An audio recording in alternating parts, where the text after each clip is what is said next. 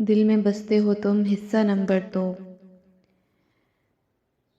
دائیں ٹانگ ٹوٹ گئی ہے، دایاں کندھا بھی خاصا متاثر ہوا ہے، باقی سر، ہاتھوں اور کمر پہ تھوڑی بہت انجریز ہیں۔ ڈاکٹر نے حبیبہ کی ابتدائی رپورٹ خالد کو پڑھ کر سنائی۔ ان کا دل بے تحاشا دکھ سے بھر گیا۔ میری پیاری بہن کیسے سج دھج کے دوست کی شادی پر جا رہی تھی اور اب عزو درد میں مبتلا ہے۔ وہ آبدیدہ سے پٹیوں میں جکڑی حبیبہ پہ جھک گئے۔ وہ مسکن ادویات کے ذریعے سوئی ہوئی تھی، ٹانگ پہ پلستر چڑھا ہوا تھا۔ عامر کی ڈریسنگ بھی اسی ہسپتال میں کی گئی۔ ہائے میرا لال، کیسے خونم خون پڑا ہے۔ اچھا بھلا بھتیجے کی سالگرہ کا دعوت نامہ دینے کو بھیجا تھا، کیا جی میں آئی کہ حبیبہ کو لے کر چل پڑا۔ حبیبہ خود بھی تو خالد کے ساتھ جا سکتی تھی، رکشہ ٹیکسی کر لیتی۔ میرے نازو بلے بیٹے کا یوں حال نہ ہوتا۔ مامی کا بآواز بلند رونا دھونا جاری تھا۔ پلیز مامی، خدا کا شکر ادا کریں کہ کوئی جانی نقصان نہیں ہوا۔ چوٹیں ہیں، وقت کے ساتھ بھر جائیں گی۔ خالد نے بے ساختہ انہیں ٹوک دیا، مگر ان پہ خاک اثر نہ پڑا۔ ہائے میرا بیٹا، مجھے پتا ہوتا تم لوگ کی طرف نہ بھیجتی، فون پہ دعوت دے دیتی۔ زیادہ سے زیادہ تم لوگ ناراض ہو جاتے، فنکشن میں نہ آتے، مگر میرا عامر یوں خون میں لت پت نہ پڑا ہوتا۔ غم سے نڈھال ہو کر وہ صوفے پہ گر گئے۔ مامی، یہ حادثہ قسمت میں لکھا تھا۔ اگر حبیبہ اس سے ڈراپ کرنے کا نہ کہتی تو کہیں اور جاتے ہوئے عامر حادثے کا شکار ہو سکتا تھا۔ 20 بار وہ ایسے اپنی گاڑی میں لاتا لے جاتا ہے، بس اس بار نصیب میں یہ ایکسیڈنٹ لکھا تھا۔ خالد کو مامی راستہ کی باتوں پہ بے حد درجے کا افسوس ہو رہا تھا۔ ٹرالر ڈرائیوری اور عینی شاہدین کے مطابق غلطی عامر کی اپنی تھی۔ ٹرالر اپنی صحیح روٹ پہ چل رہا تھا، عامر کی گاڑی اپنے روٹ سے ہٹ کر ٹرالر سے ٹکرائی تھی۔ اب کہ خالد نے انہیں مختلف حقائق سے آگاہ کیا۔ بکواس کرتے ہیں سب، آنکھیں پھوٹی سب کی۔ میرا بیٹا کوئی اناری ڈرائیور تھا، 19ویں سال سے گاڑی چلا رہا ہے، اسے کوئی مرنے کا شوق تھا؟ وہ سخت جلال میں آ کر بولی۔ عامر کا قصور بس اتنا ہے کہ وہ اپنا کام چھوڑ کر حبیبہ کو ڈراپ کرنے گیا تھا۔ مامی نے تنگ کر کہا، پلیز آپ لوگ شور نہ کریں، مریض ڈسٹرب ہو رہے ہیں۔ ایک نرس نے آ کر ٹوکا، خون میں لت پت تو میری بہن پڑی ہے، اپنا بیٹا تو ٹھیک ٹھاک ہے، ڈریسنگ کروا کے گھر بھی چلا گیا۔ چوٹیں کتنی تھی، صرف بازو پہ رگڑا اور گردن پہ خراشیں۔ خالد یہ سب کچھ سوچ ہی سکے، مامی راستہ سے کہنے کی ہمت نہ ہو سکی، مابدن کہیں اور زیادہ شور نہ ڈال دے۔ اگلا منظر شینا کے لیے تو خواری ہی خواری تھی، گھر کے ناکام ختم ہونے والے اور چھوٹے چھوٹے بچوں کا ساتھ۔ وہ تو صحیح معنوں میں چکرا کر رہ گئی تھی۔ کتنے سال سے حبیبہ سارے گھر کے کام خوش اسلوبی سے نپٹاتی چلی آ رہی تھی، بے حد تباداری اور دل لگا کر کھانا پکانا، صفائی دھلائی، کتنے ہی کام پھرتی سے کر دیتی تھی۔ شینا کو تو اپنے 4 بچے ہی کافی تھے، ناک میں دم کر دینے کی حد تک شریر۔ خالد کی موجودگی میں تو خاموش رہتی، مگر اس کے آفس جاتے ہی آپے سے باہر ہو جاتی۔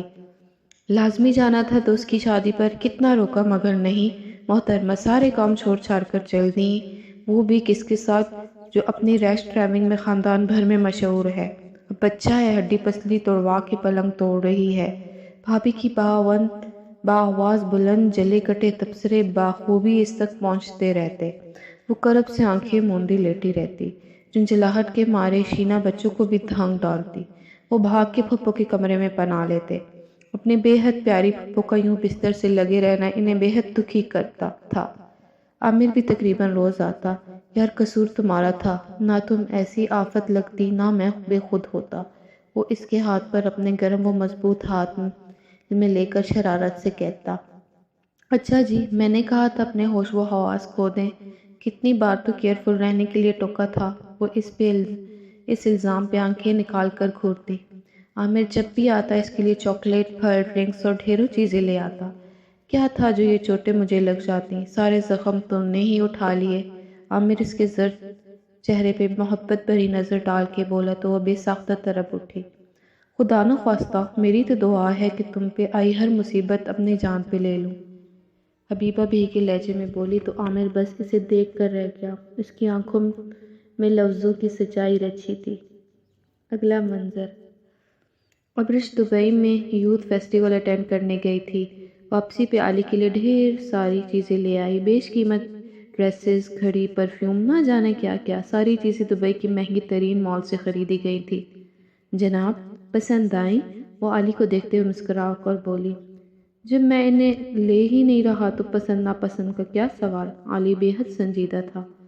What do you mean? Abrish نے آنکھیں نکالی۔ یہ تو میں تمہارے لیے لائی ہوں اور تم نے انہیں خوشی سے وصول کر کے مجھے تھینکس بھی کہنا ہے اور میرے ٹیسٹ کی تعریف بھی کرنی ہے۔ اب کہ وہ دھونس بھرے انداز میں بولی، تمہارا ذوق بھی قابل تعریف ہے اور بہت بہت شکریہ، لیکن تم اچھی طرح جانتی ہو زیادہ برانڈڈ اور مہنگی اشیاء پہننا مجھے پسند نہیں۔ علی کا انداز ہنوز تھا۔ ابرش دل گرفتی سے اسے دیکھنے لگی۔ میں نے تم سا بے مہر اور روڈ بندہ اپنی زندگی میں نہیں دیکھا۔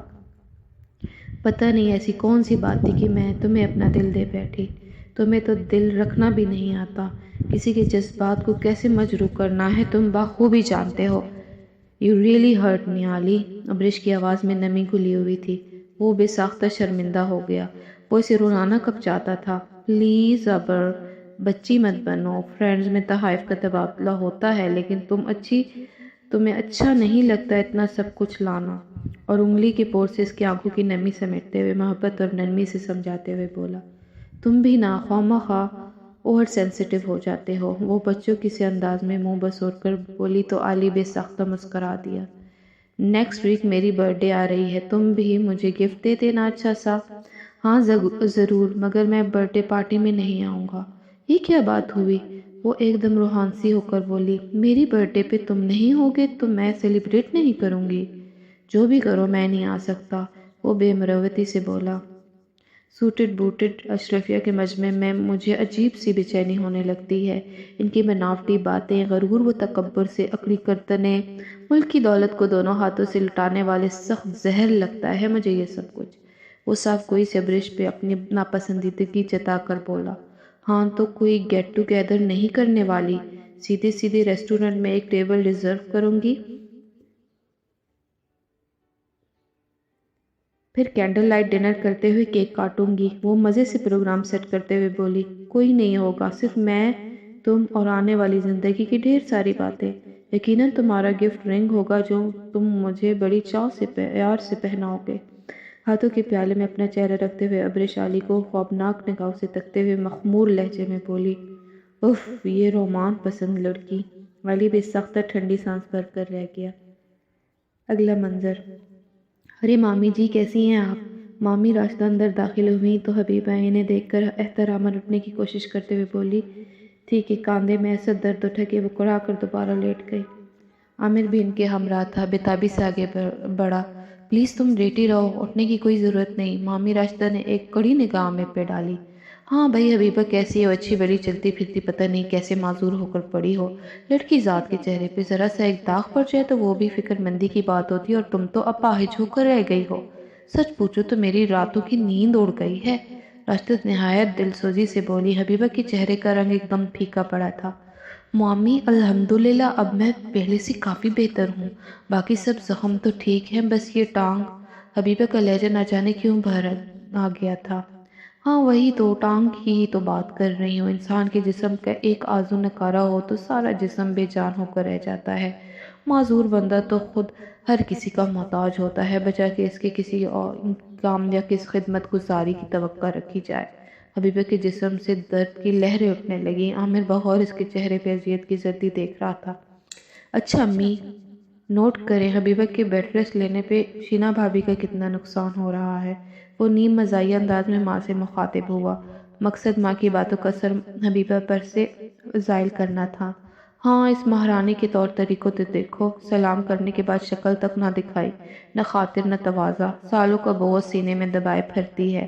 اب میں ساس کی جگہ پر ہوں مگر نہ جی کوئی ادب لحاظ نہیں۔ وہ اپنے مخصوص کڑے لہجے میں بولی۔ اور خالد، بھلا اس نے کبھی بزرگوں والا احترام دیا ہے جو اس کی بیوی میری تعظیم کرے؟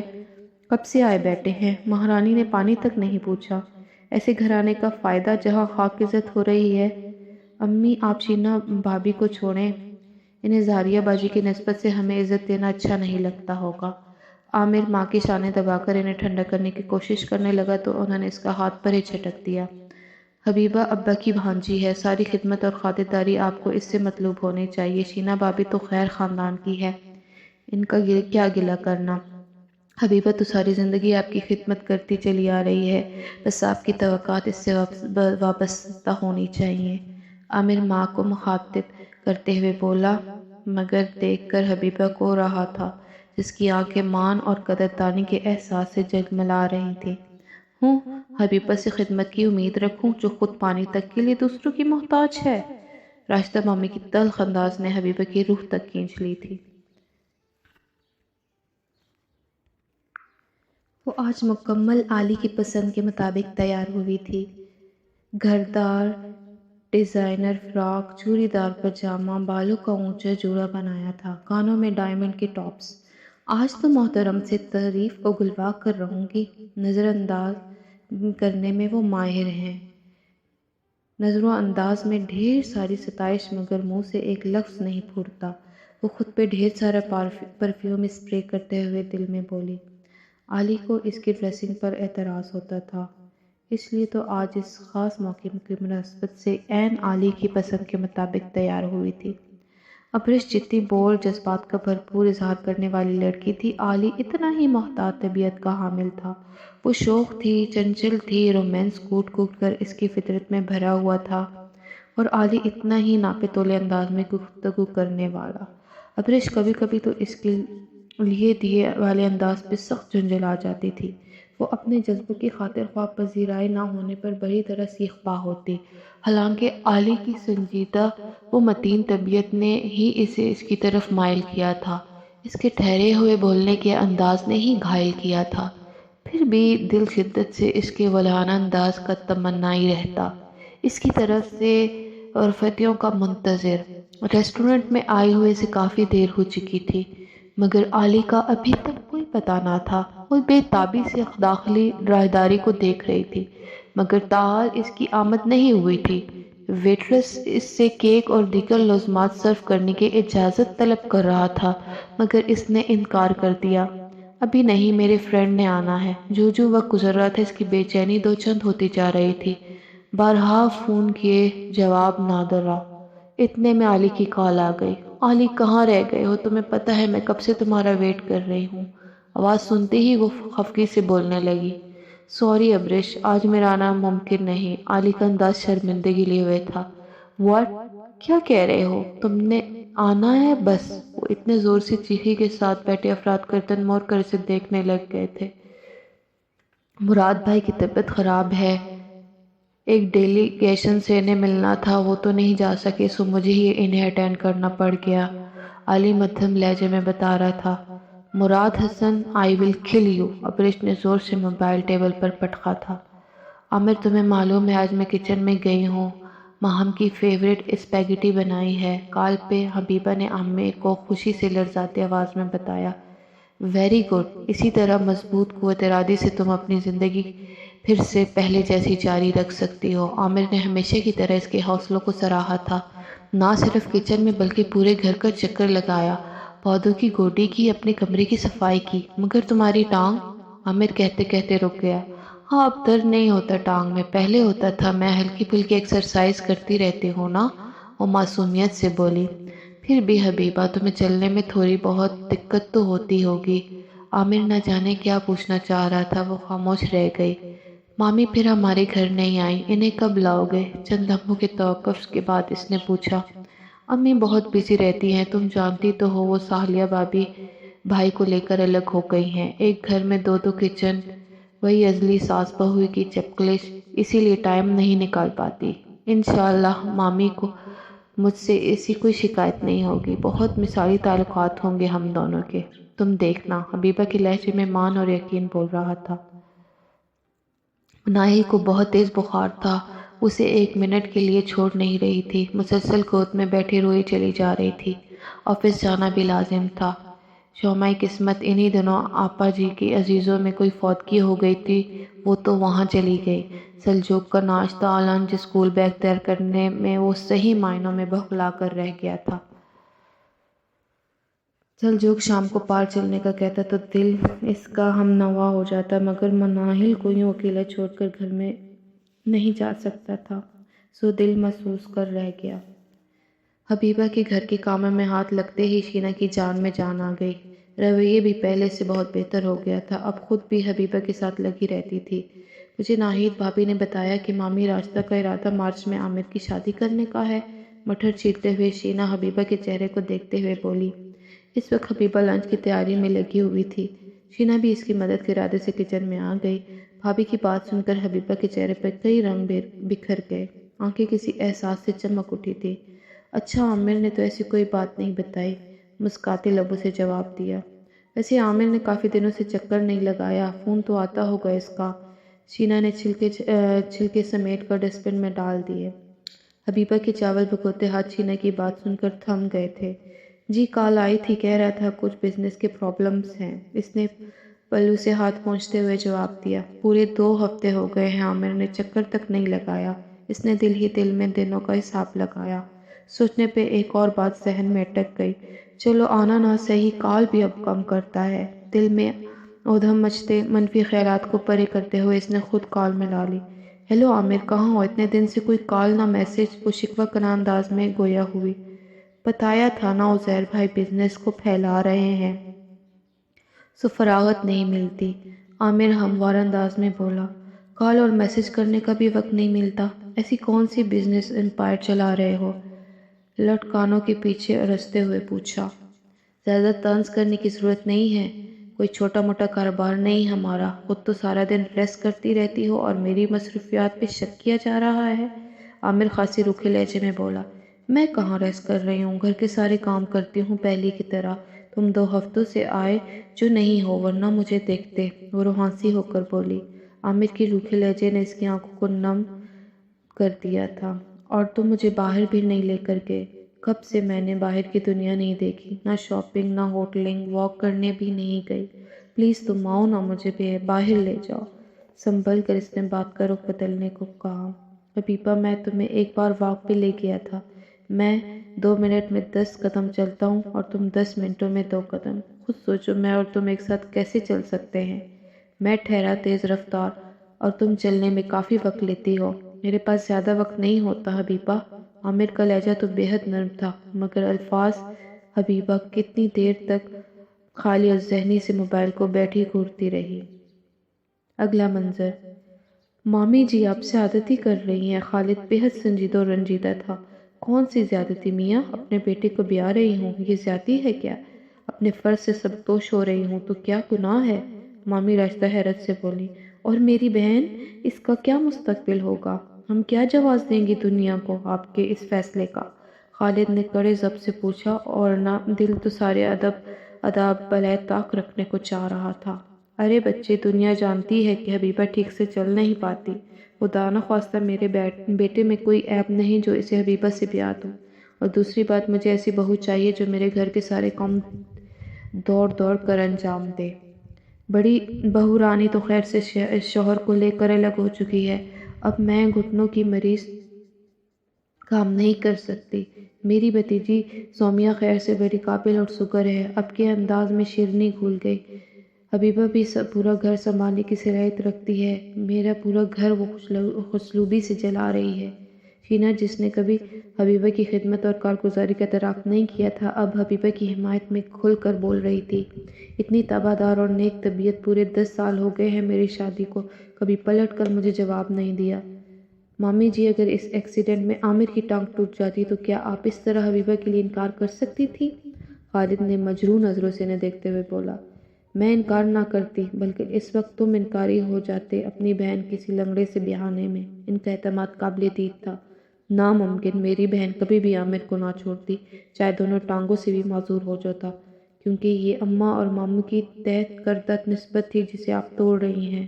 ہاں جانتی ہوں یہ مرحوم کا طے کردہ رشتہ ہے، مگر جب عامر خود ہی راستہ بدلنا چاہ رہا ہے تو میں اس کے راستے کی کیوں دیوار بنوں؟ معمول راستہ اب کے قدرے دھیمے لہجے میں کہہ کر اٹھ کھڑی ہوئی۔ ان کی بات سن کر شینا اور خالد کی آنکھیں بھر آئی۔ اگلا منظر، بے تحاشا محبت کے امین بے وجہ چھو کر بھی تو جاتے ہیں۔ نہیں بھابھی، آپ غلط کہہ رہی ہیں، مامی ایسا نہیں کہہ سکتی۔ وہ جانتی ہیں عامر اور میں ایک دوسرے کے بغیر نہیں رہ سکتے۔ وہ بے یقینی سے شینا کو جھٹلا رہی تھی۔ مجھے کوئی ضرورت نہیں ہے جھوٹ بولنے کی، مارچ میں عامر کی سومیا سے شادی طے ہے۔ یہ دیکھو کارڈ۔ شینا نے سائڈ پر ٹیبل سے کارڈ اٹھا کر اسے تھمایا۔ وہ بے یقینی سے آنکھیں پھاڑے عامر کے ساتھ سومیا کا نام دیکھ رہی تھی۔ نہیں، ایسا نہیں ہو سکتا۔ یقیناً آپ نے مامی سے مس بہیو کیا ہوگا، تبھی انہوں نے اتنا ظالمانہ فیصلہ کیا ہے۔ آپ چاہتی ہی نہیں کہ میری عامر سے شادی ہو۔ آپ ان کی رسپیکٹ نہیں کرتی تھی نا، اس لیے۔ وہ ایک دم چیخنے لگی تھی، ناخن سے زور زور کھرچ کر سومیا کا نام کارڈ سے مٹلا ڈالا۔ کچھ بھی کر لو، سومیا عامر کا نصیب ہے، تم اس کے نصیب میں نہیں ہو، شینا زور دے کر بولی۔ یہ مامی نے عامر کو بہکایا ہوگا، ورنہ عامر تو میرے علاوہ کسی اور کا سوچ نہیں سکتا تھا۔ وہ محض ٹانگ کا جواز بنا کر ایسے راستہ بدل سکتا ہے؟ اسے تو میرے دل سے غرض تھی۔ میں بات کرتی ہوں عامر سے۔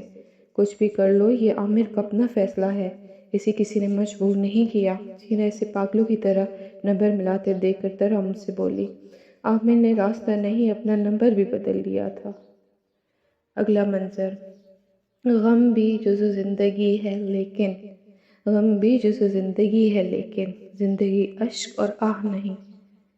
حبیبہ لاؤنج کی صفائی کر رہی تھی۔ شینا صفحے پر الٹی پلٹی مارے بیٹھی اپنی پسندیدہ مارننگ شو دیکھ رہی تھی۔ اس کے ہاتھ میں موبائل تھا جس پر وہ پروگرام میں لائیو کال لینے کی کوشش کر رہی تھی۔ پتہ نہیں کیا پرابلم ہے، نمبر مل کے نہیں دے رہا۔ اچھا حبیبہ، خالد بتا رہے تھے کل لنچ پر کچھ لوگ آ رہے ہیں، لنچ زبردست ہونا چاہیے۔ شینا اچانک یاد آنے پر بولی۔ کون لوگ اور آنے کا مقصد؟ اس کی نظر میں استفسار تھا۔ خالد کے بہت اچھے فرینڈ ہیں، اشفاق۔ بولتے ہوئے شینا نے مالٹا اٹھا کر چھیلنا شروع کر دیا۔ اس کے ایک بھائی ہیں، مطلب اشفاق کے بھائی آفاق، ان کے رشتے کے لیے یہ فیملی آ رہی ہے۔ بہت ایجوکیٹڈ اور سلجھی ہوئی فیملی ہے۔ خالد بہت تعریف کر رہے تھے۔ دو تین اکٹھی کشے منہ میں رکھتے ہوئے شینا نے اس کا چہرہ بغور دیکھا، جہاں پر سختی چھانے لگی تھی۔ بھائی کو منع کر دیں، ان لوگوں کے آنے کی کوئی ضرورت نہیں، وہ قطعیت سے کہہ کر رخ موڑ گئی۔ آنسو بھر بھر کر آنکھوں میں چلے آ رہے تھے، کچھ بھی صاف نظر نہیں آ رہا تھا، سب کچھ دھندلا لگ رہا تھا۔ خواہ ایویں منع کر دیں، اتنا اچھا رشتہ ہے۔ زندگی بس دکھی یادوں کو سینوں سے لگائے رکھنے کا نام نہیں ہے۔ عامر کے جذبوں میں کھوٹ تھا، نیت میں خلوص نہ تھا، بس دل تھا، اس لیے بیچ راستے میں چھوڑ گیا۔ اس نے تو اپنی دنیا بسا لی، اگلے ماہ اس کا بیبی آ جائے گا، اور تم کب تک پیروں کی چھالیں ٹھیک ہونے کا انتظار کرتی رہو گی؟ اس نے تو بھاگ کر اپنی منزل کو پا لیا۔ شینا حد درجہ صاف کوئی اور کھڑے پن سے بولی۔ حبیبہ کی کمزور رخسار آنسوں سے تر ہونے لگے۔ شینا نے اسے رونے دیا۔ اس وقت کسی قسم کا دلاسا غیر ضروری لگ رہا تھا۔ اچھا ہے رو رو کر عامر کی یادوں کو اپنے دل سے دھو ڈالے۔ اگلا منظر۔ اشفاق اینڈ فیملی واقعی بہت اچھی تھی۔ حبیبہ انہیں بہت پسند آئی تھی، بے حد معصوم اور منمونی صورت والی، سادہ و پرکشش۔ خالد اور شینا حبیبہ کی روی پر بہت خوش تھے۔ کہاں تو وہ اندر آ کر ملنے سے بھی انکاری ہو رہی تھی اور کہاں ان خواتین سے سلیقے سے بات چیت کر رہی تھی، مگر ان کی یہ خوش مہمانوں کے جاتے ہی غفور ہو گئی۔ اچھا، یہ آفاق صاحب میرے لیے آپ کو پسند آ گئے ہیں، اور دیر عمر اور دو بچوں کے والد محترم؟ خالد کی نظروں میں بے خوفی دیکھتے ہوئے اس نے طنز سے پوچھا۔ حبیبہ آفاق بس میری ایج کا ہے یا مجھ سے 2-3 سال بڑا۔ کم عمری میں شادی ہو گئی تھی، نصیب میں صاحب اولاد ہونا لکھا تھا، بیوی سے نبھا نہ سکی۔ اب یہ ایسی باتیں تو نہیں ہیں کہ جن کو لے کر ہم بلا وجہ انکار کر دیں۔ خالد اس کے قریب آ کے محبت سے کندھوں پر ہاتھ رکھ کر قائل کرنے والے انداز میں بولے۔ کیوں، میں کوئی اندھی ہوں، بہری ہوں، پھوڑ ہوں یا بد کردار ہوں جو 2 بچوں کے باپ کے ساتھ چلی جاؤں؟ وہ ہٹ درمی سے چلا کر بولی۔ آنکھیں آنسوں سے لبالب بھری ہوئی تھیں۔ شینا اور خالد نے پریشان ہو کر ایک دوسرے کو دیکھا۔ یہ حبیبہ کا تو انداز نہیں۔ آپ کی اپنی بیٹی ہوتی تو اس کے لیے اعلیٰ سے اعلیٰ گھر تلاش کرتے، اور میرے لیے بڑھتا ہوا مرد جس کے دل اور جذبوں پر کسی عورت کا تصرف رہ چکا ہو۔ اتنی بھاری پڑ گئی ہوں میں آپ پر؟ وہ صوفے پر بیٹھ کر زور زور سے ہانپتے ہوئے بول پڑ رہی تھی۔